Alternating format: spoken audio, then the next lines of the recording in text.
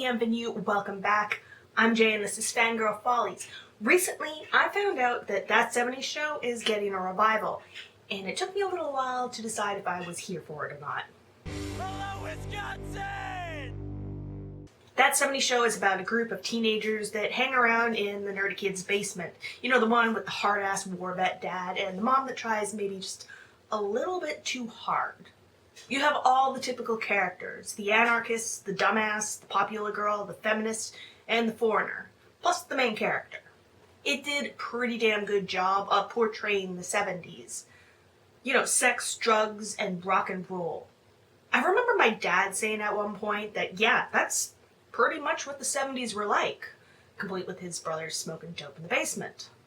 The show doesn't exactly stand up well now.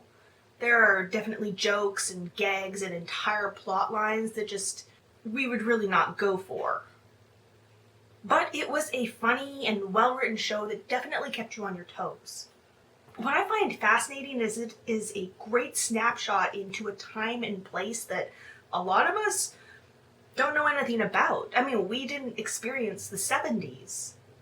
But we take these subtle and not so subtle messages and cues from TV and films and media on who women are and how they should act. The 70s was an interesting period of time for women in history. I mean, we're talking about women's rights and equality and feminism. We had the right to work and to vote and to go to school. We had the right to an abortion and birth control. Sex discrimination was prohibited when it came to housing and education, and we could even serve on a jury.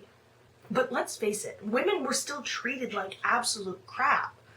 I mean, yeah, we had the rights to do all of those things, but we were considered lesser than our male counterparts, that we'd be completely incompetent. And this is something that we saw throughout the entire show. I mean, most of this backward-ass thinking was played off as a laugh. I mean, a joke is easier to handle, it's more palatable. But it didn't stop you in these moments from feeling just uncomfortable in the wrongness of it. And I liked that about the show. A working woman was seen outside of the norm. In the 60s, 70% of households had a stay-at-home parent. But this actually started to shift during the 70s. Now the statistic is that about 70% of households have two working parents. And at least 40% of women are the main breadwinner. Still, women still earn about 20% less than their male counterparts doing the exact same job. So imagine what the 70s were like for women. Here we have Kitty Foreman, who works as a very stereotypical feminine position as a nurse.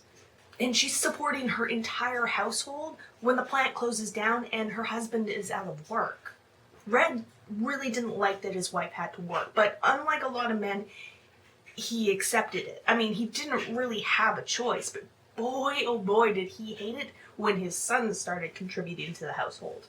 But let's focus on Kitty. She is seen as more competent than her fellow co-workers. I mean, the doctors, the male doctors. Her and her fellow nursing staff do almost all of the work, which actually isn't really all that different than now. I mean, where would doctors be without the nursing staff? Seriously. But Kitty is completely disregarded because she's a nurse and a woman. Eventually she stops working because she just doesn't have to anymore. But she goes through this entire period of feeling incomplete and lonely. I mean, she's an educated woman who is perfectly capable. And yet she's doing things like scrubbing ovens. Eventually she realizes that she wants to go back to work. And Red, her husband, tries to alleviate her emotional distress. But she tells him straight up, like, I want to go back to work. And it's heartbreaking in this need we see in her of having to basically ask for permission to work. He agrees, of course, as if he actually has any say in her working life. But she let herself be miserable for so long before acting on it. It's not even generational. I mean, we have Eric, who in a lot of ways is worse than his dad. Throughout the the entire series, he dates the girl next door, Donna, who isn't exactly your typical girl next door. Donna gets a job at the radio station, and immediately Eric becomes possessive and jealous and insecure. He says that she is more concerned with her job rather than their relationship, and that she needs to pay more attention to him. His thought process is that Donna will eventually stay home and take care of the kids. She doesn't need to worry about a career. Except Donna has very different goals. Eric constantly puts his foot in his mouth when it comes to his relationship with Donna because he's the man. And the man's supposed to be the man, you know? Well, not really. Donna gets higher SAT scores than Eric, and he completely freaks out, even going as far as to blame her for his bad scores, for distracting him. There's a whole history of men blaming women for their failures rather than accepting that a woman can be smarter than them, stronger than them, and more educated. That fragile masculinity is the reason that so many women hold back and why so many women don't reach their full potential. Eric persists that he needs to beat her. He pushes her away so that he can do better. The sad thing is, even though everything that I've talked about today was presented in an extremely over-the-top comedic way, it doesn't really seem that far out of the realm of possibility of what could happen and what does happen now. Sure, things have changed for women, but we're still not considered equal. At one point, Jackie and Donna went on birth control, and when Donna's dad found out, he completely lost his mind. I mean, she wasn't even having sex. She just wanted it to be an option that if she ever did, she just wanted it to be her choice. Access to birth control in the early 70s actually created an influx of women going to college and a decrease in women who were dropping out. But still to this day, we're still fighting over a right for birth control, for a right over our own bodies. What men don't seem to understand about gender equality is that it isn't about putting women above men. It's about the right of choice. It's about being given the same opportunity. That 70s show takes place in a period of time where women had that right to choose.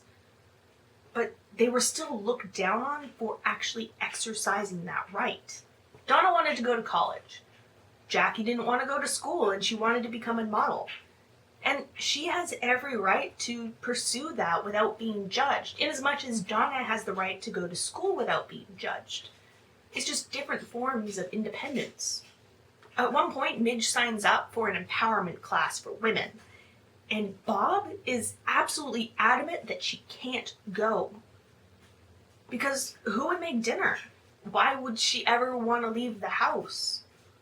She didn't need to educate herself, right? I mean, was she not happy?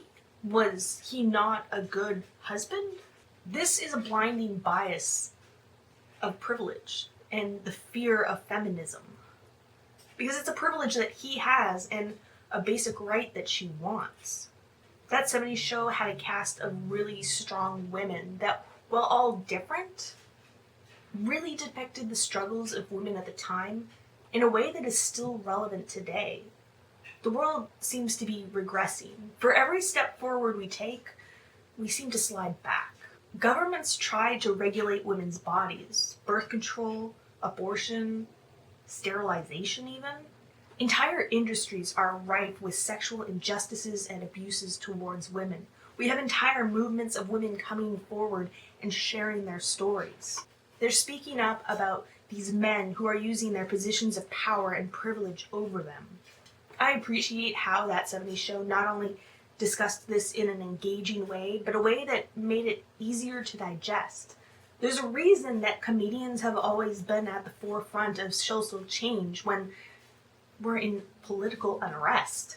So when that 90s show was announced for Netflix, I perked up. Because it'll be interesting to see how they tackle that social and political progression, to see how the characters have changed and grown over the decades, and what decisions they have made. So here's hoping to a bright future look at the past.